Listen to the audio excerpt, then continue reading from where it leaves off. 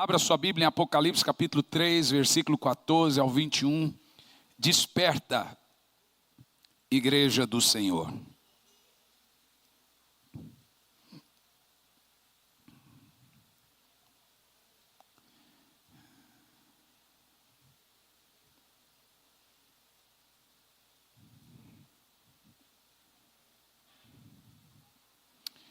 Eu acordei essa semana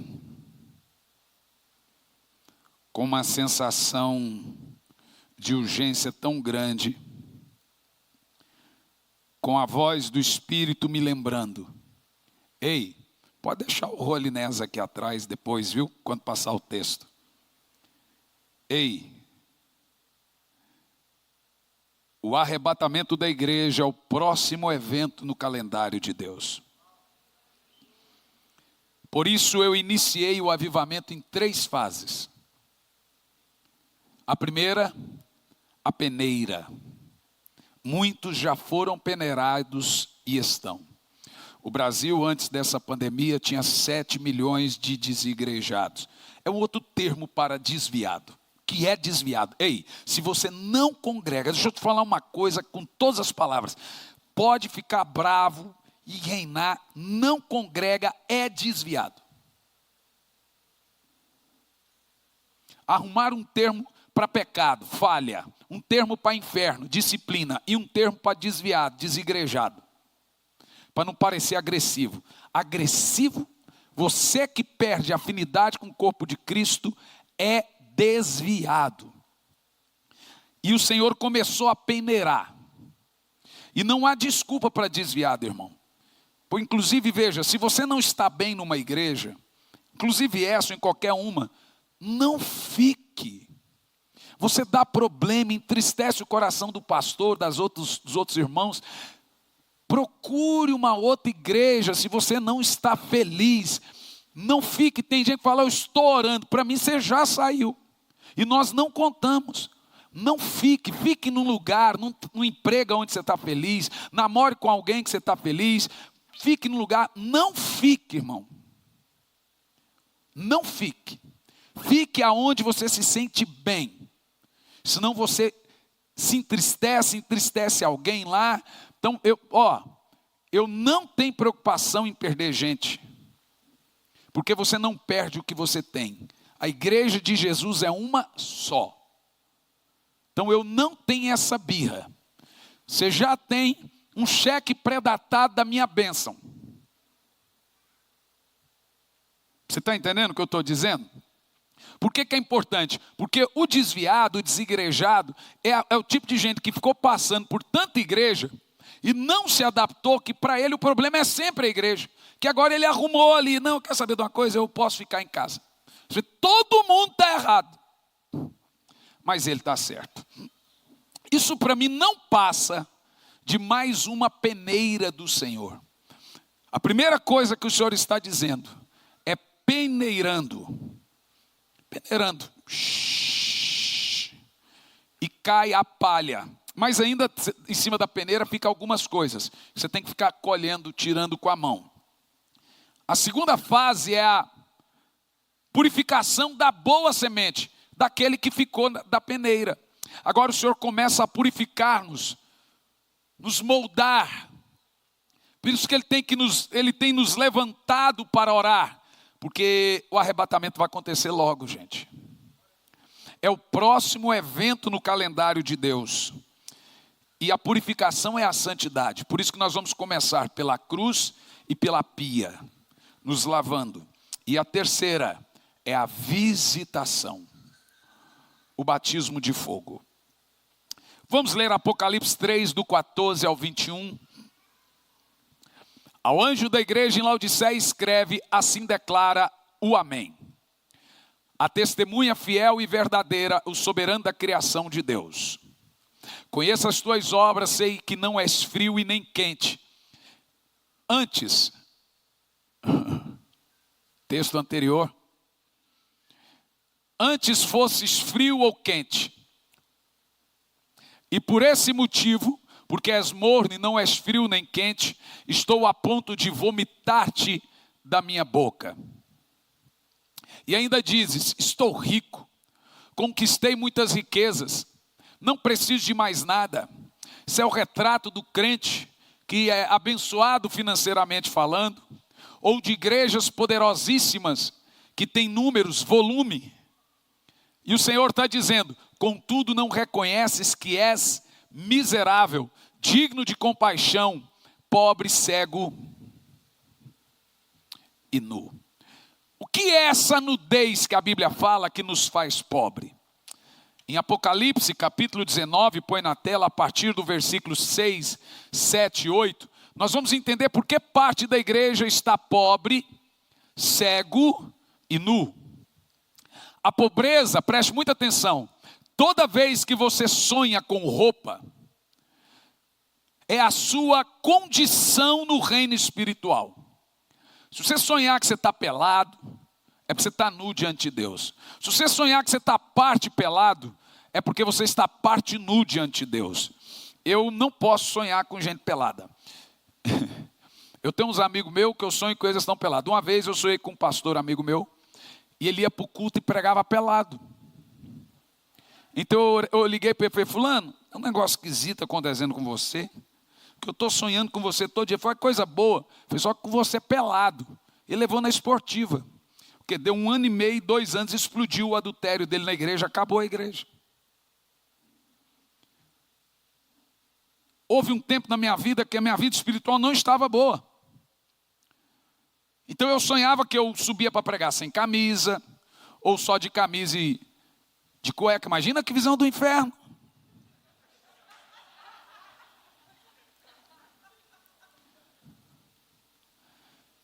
Então ouvi algo semelhante ao som de uma grande multidão, como estrondo de muitas águas e poderosos trovões que bradavam: aleluia, porque o Senhor nosso Deus reina, o Todo-Poderoso já reina. Olha a roupa. Alegremos-nos, exultemos e damos a Ele a glória, porque chegou a hora das bodas do Cordeiro e a sua noiva está preparada. Para vestir-lhe, foi-lhe providenciado linho fino, puro e resplandecente. Porque o linho fino representa a sua vida de oração, suas boas obras, seu jejum, sua santidade, ajuda aos pobres, representa os atos de justiça dos santos. Voltando ao texto de Apocalipse, você pensa que está rico, mas é miserável, pobre, cego e não tem atos de justiça. A grande verdade, meus irmãos, é que nós estamos vivendo dias que me assustam em muitos casos. Graças a Deus não é todas as igrejas, nem maioria delas, mas em alguns lugares você prega avivamento e para eles avivamento é um evento. Passou ali 3 dias, eles voltam a outro foco. Nós temos em Curitiba uma pastora Juliana, e é uma das mulheres que agrada muito o coração de Deus, minha intercessora, da pastora, de muita oração. Como aqui minha esposa, minha sogra, e ela é muito usada em sonhos, e Deus fala muito com ela em sonhos. Ela teve um sonho, e por acaso quando ela teve esse sonho, eu estava acabando de orar, então ficou fácil para mim discernir esse sonho. Ela mandou para minha esposa o sonho, e o sonho era mais ou menos assim: havia uma multidão de mulheres embarcando num Boeing turístico para vários lugares do mundo, e o avião era muito grande. Na ocasião minha esposa estava com uma agenda, tipo esse pessoal aí da CVC que vai até o aeroporto para liberar quem vai viajar. E a minha esposa estava com a agenda sentada esperando essas mulheres embarcar. Mas de repente a pastora Ju chegou perto da pastora Elisandra e ela chorava, a pastora Elisandra chorava, muito triste, porque muitas mulheres chegavam na hora do embarque e desistiam e diziam: eu vou voltar para o meu marido, vou voltar para os meus senhores. E aí elas embarcaram, e o avião que era para estar cheio, estava até a metade. Isso me lembrou na hora. Quando a minha esposa me mandou, eu falei, como a minha mente estava fresquinha da oração, para mim veio a revelação como luva. Mulher na Bíblia é a igreja. As 10 virgens é toda a igreja. A metade sobe, a metade fica. O avião é o avião da onda, do poder de Deus que vai passar por todo mundo. Todo mundo orou por anos por avivamento. Chegou a hora dele, o que muitas dessas igrejas, que são todas as mulheres, disseram: vou voltar para os meus senhores. Vou voltar para os meus maridos. Vai lembrar da samaritana? Para os meus ídolos. Vou voltar para os meus afazeres. E a igreja tem um ídolo. O pior de todos. O sucesso. Nem todos querem avivamento. Boa parte querem reconhecimento. Por isso que não oram, porque a oração não dá ibope. Ninguém fica famoso porque tem um secreto com Deus. Ora, se é secreto. Sabe qual é o nome de mostrar o secreto? Sabe qual é o nome de revelar intimidade? Pornografia.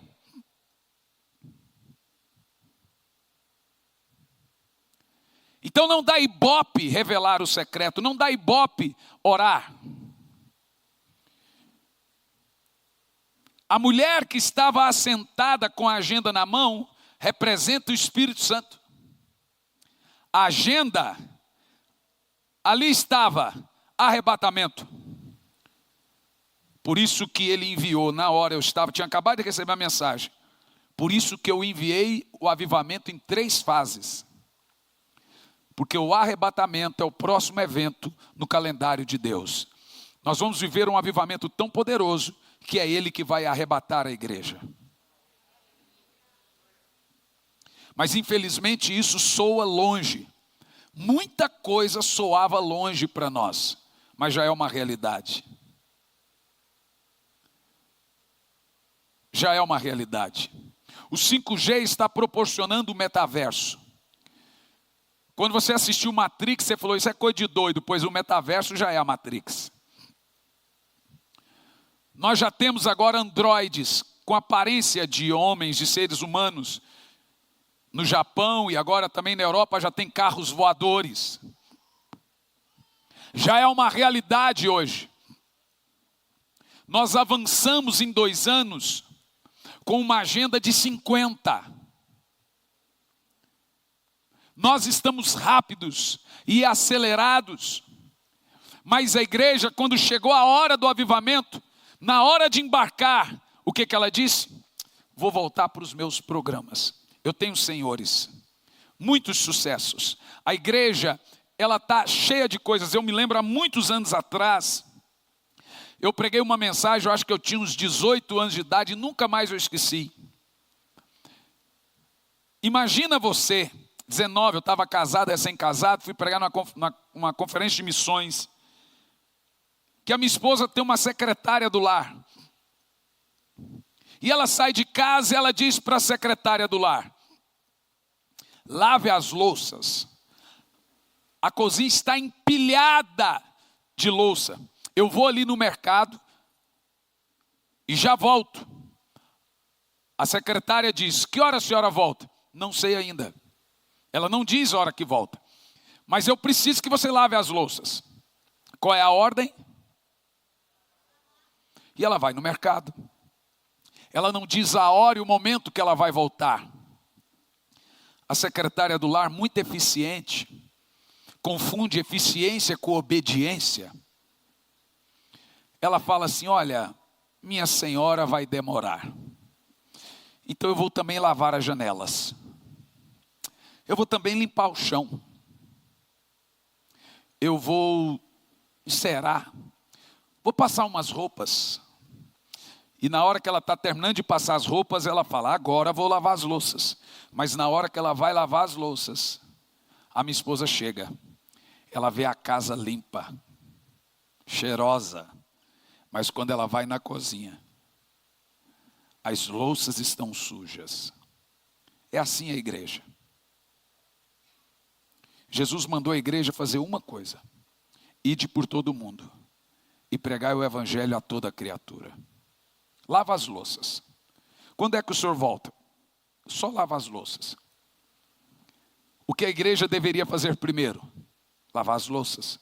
Mas ela faz o contrário. Meu senhor vai demorar, vou comprar uma rádio. Meu senhor vai demorar, vou fazer isso, vou fazer aquilo outro. A igreja está fazendo de tudo, deficiente. Ela está se metendo em todas as áreas da sociedade, não tem nada de errado nisso. Mas as louças estão ficando sujas. E o Senhor está voltando. E aquilo que deveríamos realmente fazer, que era nos santificar, fazer missões, ganhar almas, pregar o arrependimento, não estamos fazendo. A igreja se mete em tudo. Agora é coach, é constelação, é psicologia, é ciência, é tudo que você imagina está dentro da igreja. Menos pregar o evangelho. As louças continuam sujas. Essa é uma igreja eficiente, porém desobediente. Tem fama de que está viva, mas está morta. Se sente rica, mas não passa de pobre, cego e nu. Pobre porque ela não tem as riquezas do espírito. Cego porque perdeu a visão. E nua porque não tem atos de justiça. Mas está rica. Está rica. Está rica na arrecadação. Está rica porque a igreja agora também está virando coisa de rico. Ricos gostam de ir na igreja. Os blogueiros falam que é crente agora. O cara está com um cigarro na boca e falando glória a Deus, aleluia. Uma planta maconha no quintal e faz uma célula em casa. E diz, eu posso fazer. Um outro agora está ensinando as pessoas, fala, você mesmo batiza quem você ganha. Não se respeita mais o evangelho. Não se respeita mais as coisas sacras. As coisas santas. A igreja, parte dela, é evidente, perdeu completamente o foco. Então eles nos levam, porque avivamento dá um up na igreja, ainda mais depois da pandemia, o povo fica animado, o povo estava desanimado, então venha pastor, venha, fique 3 dias, dá um up na igreja, mas logo depois eles voltam para os seus muitos senhores. Não adianta eu acender a brasa se eu não ficar. O fogo e a vida de oração é isso, ó. A vida de oração é o que mantém o fogo aceso. Então aquela pessoa tem um up na vida dela. Eu estou bem, agora eu estou orando, então eu não vou ter mais recaída, não vou cair mais em pornografia, não vou cometer os mais mesmos pecados, mas daqui um pouco ela dá aquela esfriadazinha, aí faz um pouquinho, aí se arrepende um pouquinho, depois, ora, mas depois, pronto, daqui um pouco ela está recaída, completamente no chão de novo. Volta para os seus muitos senhores. Por isso que o Senhor está dizendo, conheço as suas obras. Sei que não é quente nem frio. Ela sente o poder de Deus. Mas também não sente. Mas chora. Mas não chora. Não é pau e não é pedra. É a igreja de nossos dias. Por esse motivo, que és morno, não és frio e nem quente, estou a ponto de vomitar-te da minha boca. No verso 19, eu repreendo e corrijo a todos quanto amo. Sê, pois, diligente. E a palavra é, e arrependa-te. Temos um profeta no recinto. Preste muita atenção. Nesse capítulo que nós acabamos de ler, João escreve através da revelação. O Senhor fala e João só transcreve. Uma carta para 3 igrejas, Sardes, Filadélfia e Laodiceia. Uma curiosidade muito importante, o número 7 explícito, 54 vezes no livro do Apocalipse, lembra do candelabro que lá é o candeeiro, os 7 Espíritos de Deus, que também representa as 7 igrejas. esse número 7, que está explícito por 54 vezes no livro do Apocalipse, como as 7 igrejas, 7 espíritos, 7 selos, 7 trombetas, 7 taças, etc. Nós temos várias explicações com as 7 bem-aventuranças, 7 referências à palavra de Deus, 7 vezes a referência Deus Todo-Poderoso. Basicamente, o número 7 no Apocalipse, ele representa uma totalidade, em outras palavras, algo como um todo. Falou 7, não tem nada a mais que 7. 7 é o tudo. Então, 7 igrejas é toda a igreja. 7 Espíritos de Deus é o Espírito Santo, é tudo que compõe Deus. Esse é o contexto do número 7. É o inteiro. É como uma barra de chocolate em 7 pedacinhos. Toda a barra tem 7. Então, toda a barra é 7. É o todo, é tudo que existe, é o 7, é o completo. Sendo assim, nós podemos dizer que a carta do Senhor para as 7 igrejas do Apocalipse é aplicada para as 7 igrejas, ou seja, toda a sua totalidade de igreja. Vamos ver uma coisa interessante. Uma rápida síntese. Para Éfeso, Éfeso representa o tempo em que a igreja começou a perder o amor pela obra de Deus, uma igreja fria, logo após o tempo dos apóstolos. Ela começa bem, mas ela vai perdendo o amor. Esmirna representa o tempo em que a igreja começou a ser perseguida, o tempo dos mártires na época do Império Romano. Gente, começou uma corrente estranha. Já estão entrando dentro da igreja, matando pessoas, invadiram agora uma igreja católica, e tá todo dia, começou agora uma corrente aversa de radicais contra o cristianismo. No Brasil. No Brasil. Não sei se vocês estão acompanhando. Então, Esmirna representa a segunda igreja, o tempo em que a igreja começou a ser perseguida, tempo dos mártires na época do Império Romano. Pérgamo, por exemplo, representa o tempo em que a igreja se aliou ao mundo. E o mundo entrou na igreja, o tempo da igreja politizada, mundana na Idade Média, quando Constantino entrou e cristianizou o Império Romano e politizou a igreja. Tiatira, por exemplo, representa o tempo em que a igreja se misturou à idolatria, com membros da igreja, os fiéis, se entregando à prostituição e passando a cultuar ídolos. Sardes, por exemplo, representa o tempo em que a igreja se encontrou morta, os 1000 anos de trevas, tendo apenas alguns sobreviventes que lutavam por avivamento. Se você viu meu último podcast, que eu falei dos montanhistas, a igreja foi perdendo poder, etc. Esse é o período de Sardes. Filadélfia representa a igreja reavivada.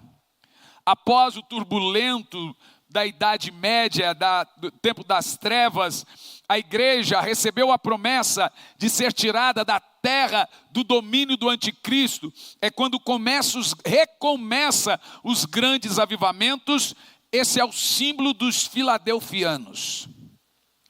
No entanto, após esses grandes avivamentos, nós temos Laodiceia. Laodiceia representa a pior era da igreja. A era da igreja morna. A era que, se você trouxer um avivalista, o cara ora em língua. Se você trouxer um coach, ele se emociona. Se você trouxer um judeu que prega besteira, ele gosta também. Se você trouxer um psicólogo, ele gosta também. Ele adere tudo. É um camaleão. Ele fica na internet zapeando. Esse aqui fala comigo, esse aqui já vai para a minha playlist. É o seu nível espiritual que determina seu referencial. E Laodiceia é a igreja sem eira e sem beira, que não cheira, fede. É uma igreja irrelevante.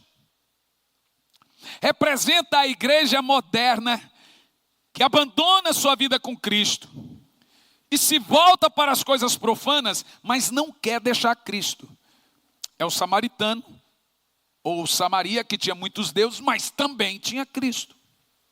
Por que que eu não posso ser crente fazendo também o que eu faço? É Laodiceia. É a igreja que o Senhor disse: que nojo que eu tenho de vocês. Vocês me dão náuseas, me dá vontade de vomitar vocês, porque vocês não têm fervor para nada, vocês nem para pecar, vocês não se entregam de uma vez ao pecado. Não, eu peco, mas eu também tenho que aparecer na igreja. É essa mornidão aí. Agora note uma coisa. Na atualidade, hoje, nós encontramos duas espécies de igreja habitando no mesmo momento. A igreja de Laodiceia e Filadélfia. Olha que interessante. Na atual conjuntura desta era que nós estamos, nós temos ao mesmo tempo a igreja de Laodiceia e a igreja de Filadélfia. E nós precisamos ter a responsabilidade de buscarmos o fervor filadelfiano. Sermos Filadélfia. Porque a única igreja que será arrebatada é a de Filadélfia. A de Laodiceia é vomitada. Então nós precisamos lutar para não nos tornarmos de Laodiceia. Significa que você está me ouvindo. Eu estou aqui pregando, você chora, vem no altar, se arrepende, você tem vontade, então por 2, 3, 4 dias, você vai lá, vai ler a Bíblia, vai orar, mas daqui um pouco começa a esfriar de novo. E volta aos seus muitos senhores. Eu estou falando para vocês, não fiquem em casa nos próximos cultos, porque o Senhor irá visitá-los. Mas isso entra aqui e sai aqui. Nós não queremos nos envolver. Esse negócio de clube santo, deixa a arte. Vai me dar muito trabalho na minha casa. Quer saber? 1 hora, uma vez por semana. Tem que ter comida. Irmão, tem que ter comida não, tem que orar. Inclusive eu nem quero que tenha comida. Agora vai lotar a lista lá agora, você vai ver. Não é um encontro social, é para orar. Não é para ver quem está fazendo a melhor, não, nem quero. É para orar. Nós vamos treinar. Então o que acontece? As pessoas elas querem as bênçãos de Deus. Elas até querem Deus. Mas não querem tanto envolvimento, tanta dor de cabeça assim para tê-lo. E eu quero falar hoje sobre as características da igreja moderna que vive a era de Laodiceia em seu altar. E após isso, com a ajuda do Espírito Santo, mostrar o caminho para retornarmos ou para o retorno ao primeiro amor filadelfiano. Em Colossenses capítulo 4, vemos que a igreja de Laodiceia vivia um estado saudável espiritualmente no seu início. Mas com o passar do tempo foi perdendo essa saúde espiritual, perdendo esse fogo, até a hora que ela se tornou morna. Interessante que Filadélfia não é condenada por adultério, por gravidez antes do casamento. Deixa eu te falar uma coisa. Você pode não perceber. Pode parecer careta o que eu vou falar. Eu nem deveria falar que parece careta. Mas dormir com o seu namorado é uma nojeira para Deus. Você deveria se envergonhar de fazer sexo antes do casamento. Porque, irmã, esse rapaz, se ele te amava, ele não pedia para fazer sexo com você. Porque ele vai pegar a raiva de você. Porque homem é assim, viu? Quanto mais difícil você for, mais rápido ele vai querer casar com você. Tem hora que ele vai subir nas paredes. Eu lembro que uma vez, eu estava beijando minha noiva. E sem querer a mão passou e não devia. Ela, pau! Foi sem querer. Ah, irmão, namoro, noivado, casamento, 1 ano e meio. Foi rápido demais, véio. Mas hoje, a gente quer continuar fazendo o erro, mas também não quer abandonar a igreja, porque sabe que vai para o inferno, sabe que precisa de Jesus, mas também não consegue. Veja, não é quente e nem frio. E essa igreja de Laodiceia, ela foi perdendo fogo até a hora que ela se tornou morna. E aí Jesus está ali com papel e caneta na mão, anotando. Eu conheço a sua obra. Eu estou vendo tudo, disse Jesus. Você acha que eu não estou vendo? Eu estou deixando você pecar para ver até onde você vai. Mas eu estou vendo. Está tudo anotado.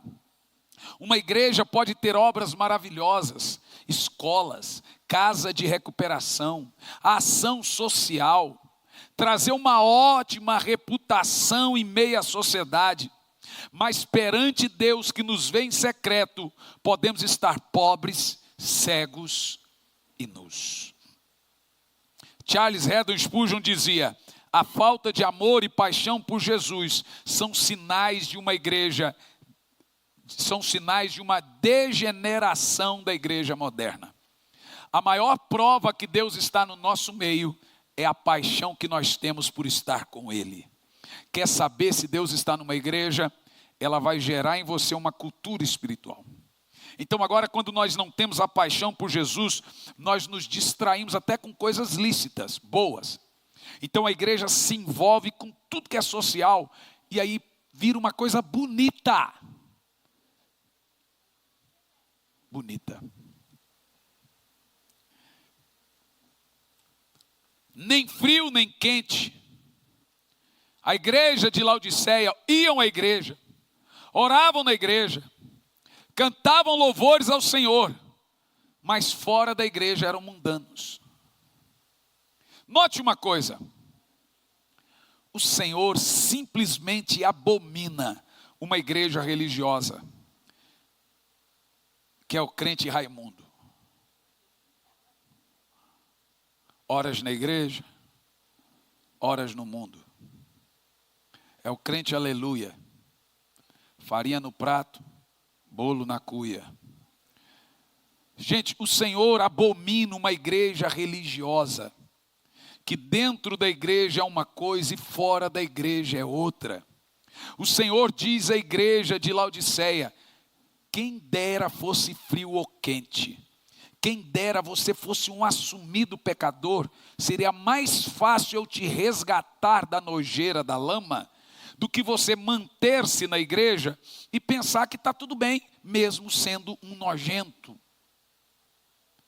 Esse é o conteúdo de Laodiceia. O Senhor está dizendo que seria melhor se você fosse uma igreja fria do que uma igreja morna, pois um crente frio tem consciência de seu estado espiritual. Mas o crente morno é aquele que se vê rico, faz ação social, faz caridade, é um kardecista. Faz obra, às vezes nem falta culto, mas não passa de um religioso. Mateus 6, 5 ao 6, Jesus disse: quando vocês orarem, não seja como os hipócritas. Eles gostam de ficar orando em pé nas sinagogas e nas esquinas, a fim de serem vistos e notados pelos outros.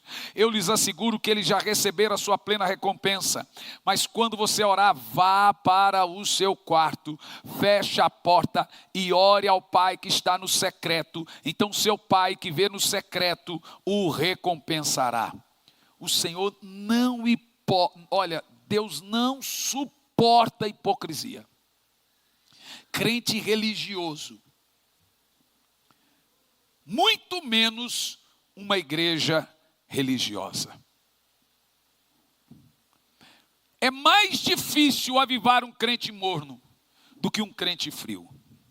É mais fácil lidar com um pecador confesso do que com um religioso que fala: eu faço minhas orações, Deus conhece meu coração, e quem é você para julgar? O frio nos incomoda, nos faz tremer. É preciso pôr muita roupa para suportar o frio. Mas aquele banho morno não nos afeta, não cheira nem fede, não nos incomoda, nos deixa confortável. Comida morna, gente, é horrível. A fria ainda vai, mas a morna não. Muitos querem agradar a Deus e ao diabo ao mesmo tempo. Muitos de nós queremos ter experiências com Deus, mas continuamos a ter uma vida perversa e pregressa ao pecado. Experiência é aquilo que nós adquirimos com Deus por meio de muito tempo e muito esforço. Experiência no trabalho é anos. Experiência como pai é anos. Experiência com Deus também é a prática que leva a... O que é experiência com Deus? O irmão ali é experiente com Deus. Ele passou a ter uma vida de prática com Deus. Em outras palavras, você não tem experiência naquilo que não tem tempo. É com tempo que você tem experiência no seu trabalho. É com tempo que você tem experiência como pai. Pai fresco não tem experiência, está passando um lá no fundo da igreja, pai fresco. E você pode ter certeza que eles ficam sem dormir. Meu primeiro filho, essa criancinha pequena aqui, o Jean, nos primeiros meses, a cada suspirada mais alta eu acordava, ia lá para ver se ele estava vivo. E eu pegava a criança, aí eu falava, gente, deixa a criança dormir. Eu não deixava a criança em paz. Ou é só eu, todo mundo. Então toda hora eu pegava, deixa a criança em paz. O quê? Falta o quê? Experiência. A gente diz que o segundo a gente larga. Não é que a gente larga, o segundo a gente tem experiência. O segundo é menos mimado. O segundo não tem tanta barda. O segundo fala, a senhora ama mais. Não é que ama mais, é que o mais velho você não tinha experiência. Mas quando vem o segundo, você vai largando mais mão. Experiência gasta tempo. E o povo hoje não quer ter uma experiência com Deus, porque vai demandar. Vai demandar leitura, vai demandar oração, vai demandar culto, vai demandar tempo com Deus. Nós jamais teremos experiência com Deus se não gastarmos tempo e esforço para termos. E vai por mim. Você não deve gostar do pecado que lhe aflige. Tem vários tipos de pecador. Tem um pecador que ama o pecado e não se sente pecador. Tem um pecador que ama o pecado e sabe que é pecado. E tem pecador que peca, mas não gosta do pecado. Esse é o que sofre. Então, se você é o pecador que peca e não gosta, só tem uma maneira de você vencê-lo. Experiência com Deus. Você precisa nascer de novo. Você precisa de ter um novo coração. E isso demanda tempo. Todos vocês precisam ter uma experiência com Deus. Só dele. Que eu não posso te dar. Nenhuma igreja pode te dar. Você fica andando para lá e para cá. Ninguém vai te dar. Só a vida de oração. Quais são as características de um crente morno? Ixi. Ai, pastor, eu cheguei na igreja tão bem hoje, vou sair mais ruim. Provável. É provável. Gostaram do meu uísque? Estou brincando, gente, é chave. Viu? Características de um crente morno, de uma igreja morna. Primeira, vamos lá.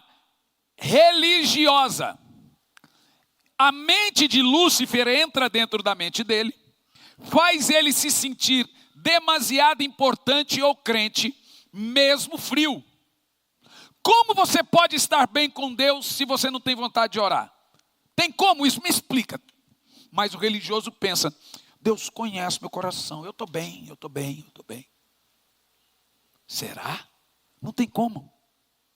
Em Apocalipse 3,15 diz, conheça as tuas obras, sei que não é frio nem quente, embora fosses quente ou frio. Uma igreja religiosa é aquela que na sociedade se mostra uma igreja espiritual. Gente, no Instagram toda igreja está em avivamento. Toda igreja no Instagram está vivendo um poderoso avivamento. Vai lá para ver. Vai lá e vê se aquele povo é de oração. Vai lá e vê se ele prega arrependimento. Vai lá e vê se tem arrependimento. Mas eles pegam as melhores fotos. Eu prego aí pelo mundo. Teve igrejas que eu fui pregar. É evidente que é a minoria da minoria. Que são igrejas muito boas de multimídia. Que a geração hoje inevitável tem que ser. E é tão assustador que eles metem um ponto no seu ouvido agora. E fala assim, pastor, nós vamos dirigir você. Como se fosse um filme, um teatro. Agora o senhor dá um passo para frente. Agora dá um passo para trás. Agora o senhor vai para a esquerda. Aqui. Agora vai para a direita. Agora levanta a mão que o rapaz vai tirar foto. Agora fecha o olho. Agora finge que o senhor está chorando. A hora que falou isso, eu falei, o quê? Virou um teatro? Eu até entendo que tem uma câmera filmando para programa de televisão. E o baixista vai para lá, agora vai para lá. Até entendo que está ali. Mas agora fecha o olho, porque isso vai para o Instagram. Agora levanta a mão. Não, gente, o que é isso? Que mundo virou a igreja? É um avivamento híbrido, teatral. Então, eles pegam uma, duas, ou o que está chorando ali, pau, joga na internet e falam, nossa, essa igreja deve ser boa. Ela tem reputação de quem está vivo. Ela tem fama. Mas diante de Deus, ela está pobre, cego e nu. Segunda característica, autossuficiência. Apocalipse 3,17, ainda dizes, estou rico, conquistei muitas riquezas e não preciso de mais nada. E o Senhor diz, contudo, não reconheces. Quer dizer, não reconhece porque não consegue ver. Eu não consigo ver. Não reconheces que és miserável, digno de compaixão, pobre, cego e nu. Jonathan Edwards disse, o pastor que não ora é digno de pena. E o povo do pastor que não ora é digno de tremenda compaixão.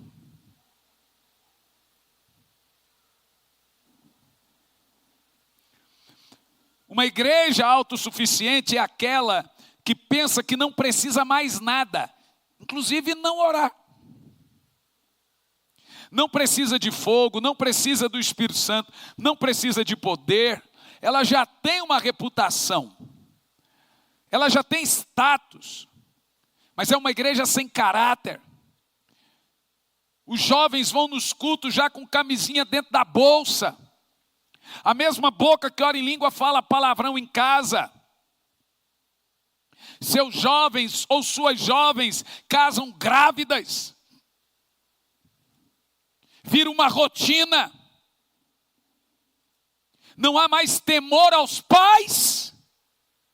Não há mais temor a Deus. E não há mais temor ao pastor.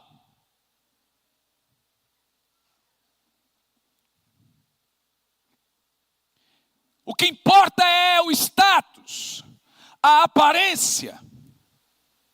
Reputação é o que os outros dizem de mim. Mas caráter é o que Deus diz de mim. Reputação é o que as pessoas dirão de mim no meu funeral. Caráter é o que Deus dirá de mim no juízo final. Terceiro sinal de um crente ou uma igreja morna: afastamento de Deus. Apocalipse 3:20, eis que estou à porta e bato. Se alguém abrir, ouvir a minha voz e abrir a porta, entrarei em sua casa, cearei com ele e ele comigo. Abra sua porta e põe um holiness, um altar para Deus na sua casa. Eu vou dizer uma frase muito pesada. O Senhor diz, eu me afasto da igreja e do crente morno. Olha para mim, o Senhor simplesmente se afasta do crente e da igreja morna. Oséias 5:15 diz assim, então, Oséias 5:15, então retornarei ao meu lugar até que eles, eu vou ler esse texto junto. Então retornarei ao meu lugar até que eles reconheçam todo o mal que cometeram e que são culpados, e então busquem a minha face. Se afastou. É certo que debaixo de grande aflição, eles me buscarão desesperadamente com todo fervor. Meu Deus, para que ter fervor só na hora da aflição? Não precisava doer.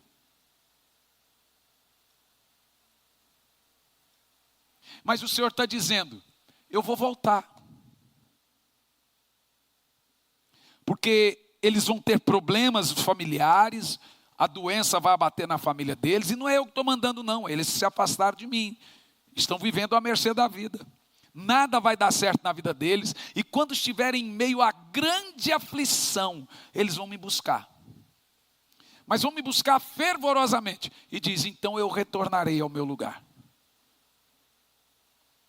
Irmão, precisa você sofrer para buscar o Senhor fervorosamente? Não precisa. Não precisa. O Senhor se afasta até que a igreja volte-se para Ele desesperadamente. Então o Senhor retorna e reacende a chama que estava ou apagada ou morna. Os perigos de uma igreja morna ou de um crente morno. Primeiro, é rejeitada por Deus.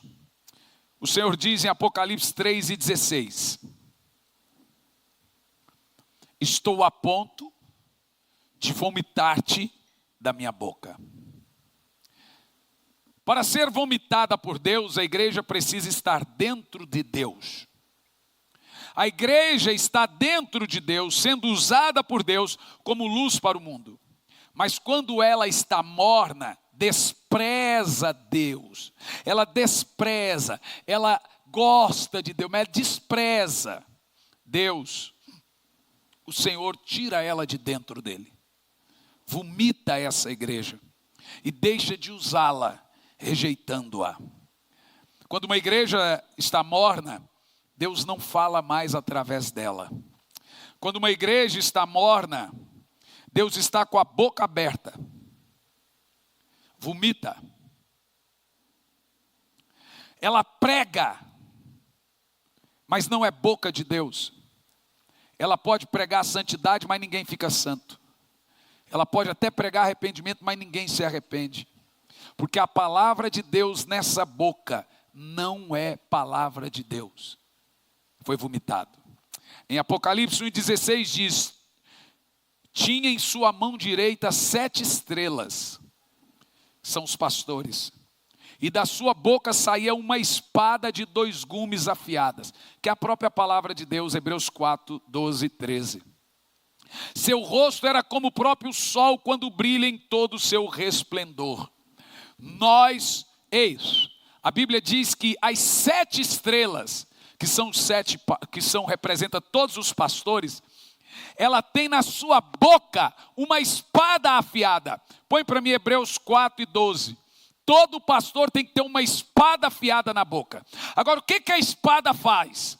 Hebreus 4 e 12. Vamos ler bem alto. Porque a palavra de Deus é viva e eficaz, mais cortante que espada de 2 gumes, capaz de penetrar ao ponto de dividir a alma e o espírito, juntas e medulas, e é sensível para perceber os pensamentos e intenção do coração. Então a palavra de Deus que sai da boca dessas estrelas, ou homens de Deus, diz aqui, tinha na sua mão direita 7 estrelas, Apocalipse 1,16, e da boca desses homens de Deus saiu uma espada de 2 gumes. O que a espada de 2 gumes faz? Corta, discerne corações e revela intenções de corações. O que deve sair da boca de um homem de Deus é para lhe confrontar. A palavra de Deus é algo que corta, é uma espada, não uma almofada.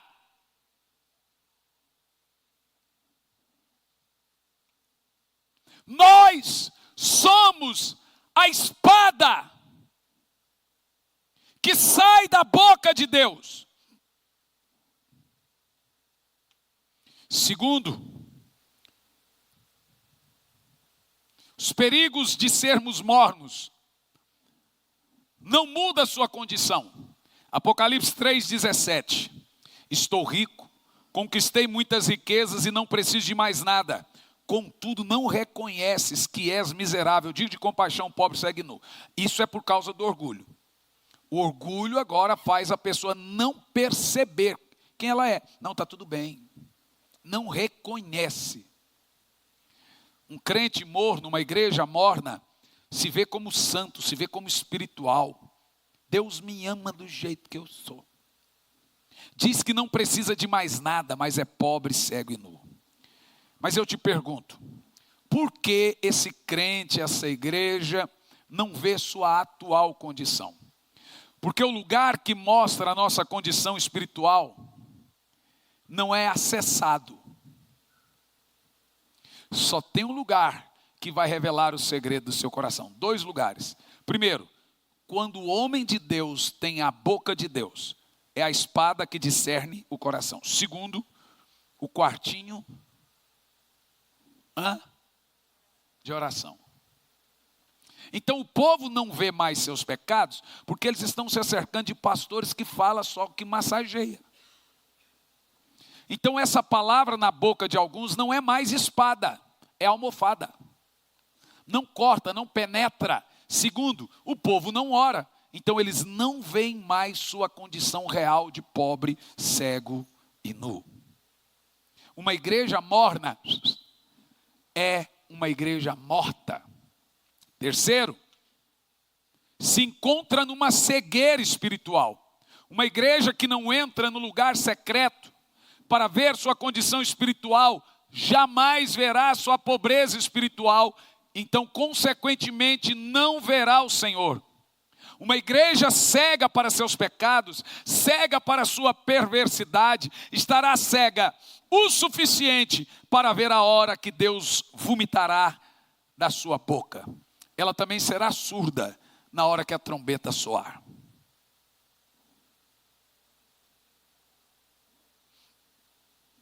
Em quarto, deixa de vencer. Apocalipse 3:21. Ao que vencer, terá direito de se assentar comigo no meu trono. Vai valer a pena.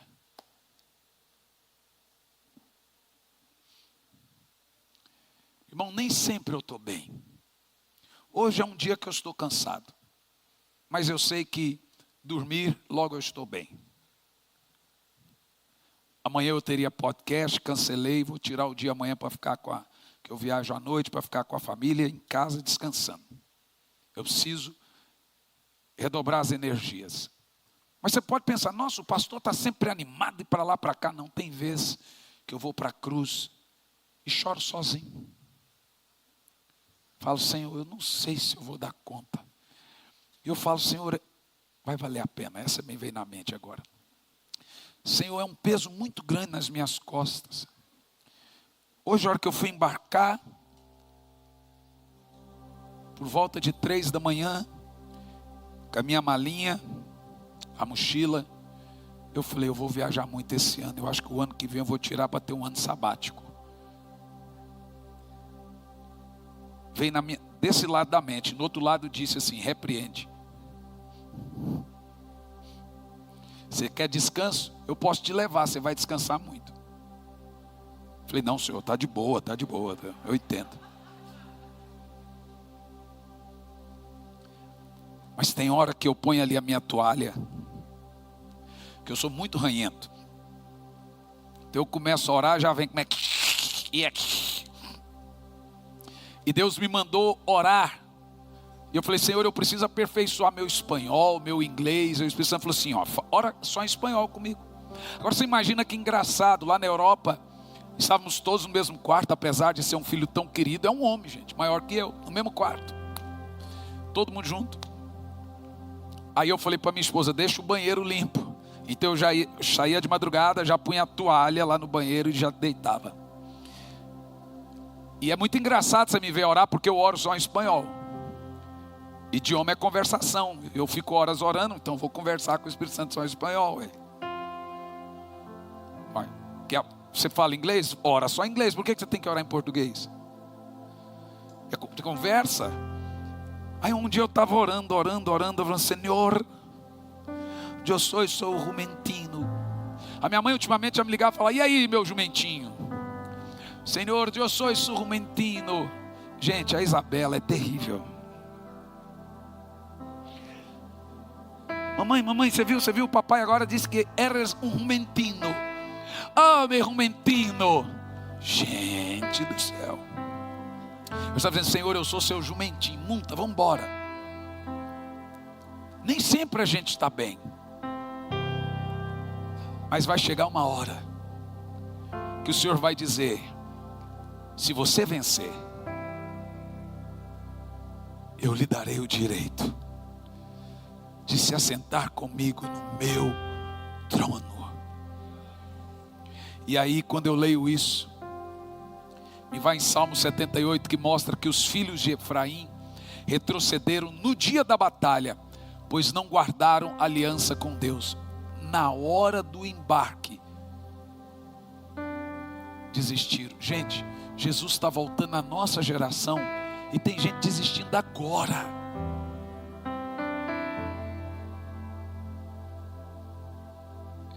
Mas o Senhor está dizendo: se você perseverar até o fim,